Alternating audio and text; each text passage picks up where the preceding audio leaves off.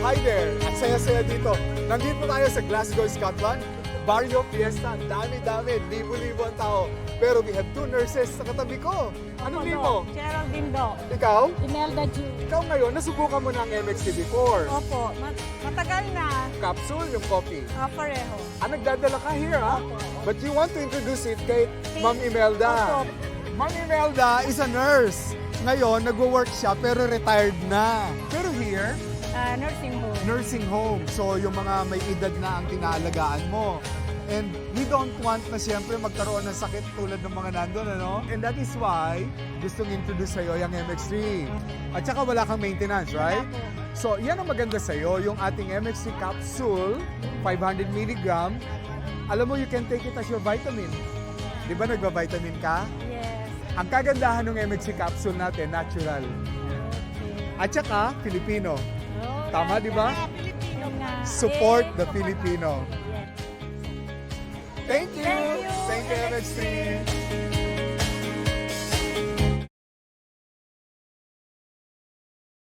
Liham. Mahal kong Lindsay. Magandang araw po sa inyong lahat dyan sa Energy FM. Ako nga po pala si Gabby. DJ Lindsay, I know this story might trigger some of you, pero tanggap ko po. Tanggap ko po yung mga magiging opinion ninyo tungkol dito sa ginawa ko dahil kahit ako, hindi po ako proud sa sarili ko.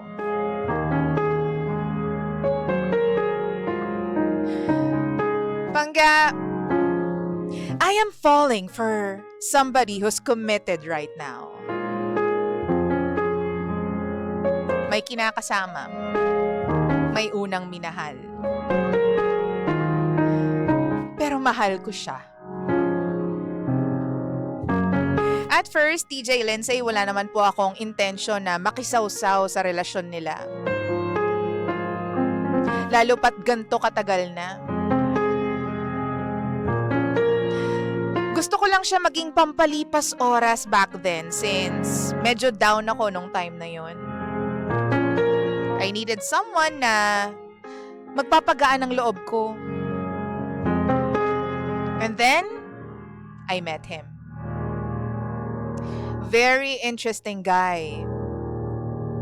And yes, alam ko masama pakinggan and very toxic pero pinagsisihan ko na naman po yung nakaraan ko.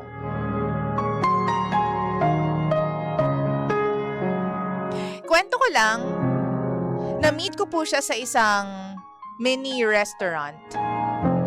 Nagsiserve siya doon ng mga pagkain at cook din siya at the same time. Sobrang na-cutean ako sa kanya, DJ Lindsay. Kaya naman naulit pa ng maraming beses yung pag-order namin ng lomi kuno kasama yung mga kaibigan ko. Well, pansin naman nila na yung lalaki naman talaga yung binabalik-balikan ko doon at hindi yung pagkain. So yun na nga, we had our first conversation on chat and as expected, matagal kaming nag-usap. Hindi ko lang talaga inasahan na maharot din pala siya. Alam mo yung tipong lumalaban din. Well, nung time na yon, hindi ko naman alam na meron na siyang girlfriend until in-stalk ko po siya sa Facebook. And then there was a bio, some photos, and super sweet na mga caption. Aminado naman ako na na-disappoint ako nung nakita ko yung mga yon. Akala ko pwede kaming mag-click. Kasi talagang fall na ako sa kanya nung time na yon. Fast forward, DJ Lindsay, we started the label na nothing in particular. Pero ang alam ng lahat is friends with benefit po ito. Despite knowing na committed nga itong lalaki na ito. We started sweet midnight talks. Tapos nagkikita pa kami madalas. Siyempre, hindi alam nung girlfriend niya. Until sometime, na-realize po naming dalawa na na-e-enjoy namin ang company ng isa't isa. Alam mo yung same vibes kami. Same interest, ganyan. Sabi ko sa sarili ko, kung naging single ka lang talaga, hay. DJ Lindsay, we were always having fun, kahit sa mga simpleng pag-uusap lamang. Malalim din yung mga pag-uusap namin. Pareho din kaming kalog, kaya naman wala kaming lame ambience or walang dull time sa aming dalawa. Puro kalokohan lang talaga yung alam namin. Naalala ko pa nga, na-mention ko sa isang kaibigan namin na never akong maa-attach sa lalaki na to. Sabi ko pa, ang ma-fall, talo. Pero ngayon, heto ako. Nandito sa lihim ng liham. Tapos, nilulunok ko pa yung mga sinabi ko noon. Stupid words. Dapat hindi ko na lang sinabi yung mga yon. Kasi nahihirapan ako na makawala sa part na to. Alam mo, DJ Lindsay, mahirap sa part namin kasi alam ko na long distance relationship sila nung girlfriend niya. So, ang ganap is, ako yung malapit. Ako yung sumasabit. Nararamdaman ko rin yung sincerity niya in terms of showing me some love and care. Sobrang genuine niya. Alam kong meron na rin parte sa puso ko na alam kong hindi naman tatagal to. Alam kong meron kang iba at nauna siya. DJ Lindsay, hindi po ako humihingi ng sympathy and all. Gusto ko lamang pong i-share yung mga naiisip ko at nararamdaman ko since sobrang bigat na po. Believe me, sinubukan ko pong i-stop lahat. Communication, connections. Lalo na nung naramdaman ko na nasa danger zone na kami. Alam mo yung tipong hinahanap-hanap ko na siya. I tried to stop it, pero sabi ko nga, sobrang hirap na kumawala.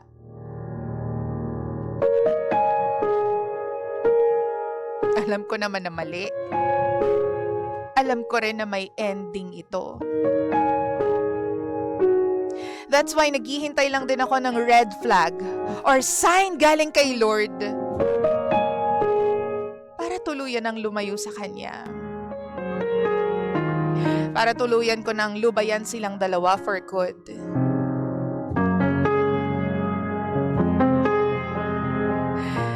Mahal, 2 days from now, birthday mo na. Sana masaya ka. Sana nag-e-enjoy kayong dalawa ngayon kasi alam ko magkasama kayo. Sobra akong nagsiselos. Tapos ang nakakatawa pa dito is that wala naman akong karapatan, di ba? Wala. But I do pray na sana nakikinig yung Panginoon. Sana hawakan ni Lord yung mga puso natin at yung isip natin para mas makita natin yung worth ng isa't isa. I'm sorry for being the third party to the both of you. Sana makita ko na yung worth ko soon, DJ Lindsay.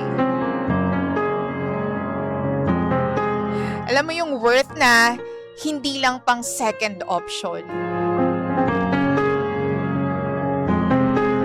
Sana maging maayos na ako. Kasi alam ko naman ako yung comfort zone mo. Pero ramdam ko na at the end of the day,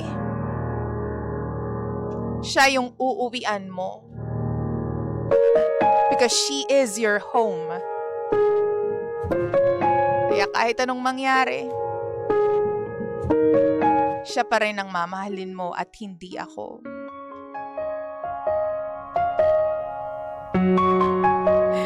Ako po si Gabby. Maraming salamat po. Lihim ng liham. Di ko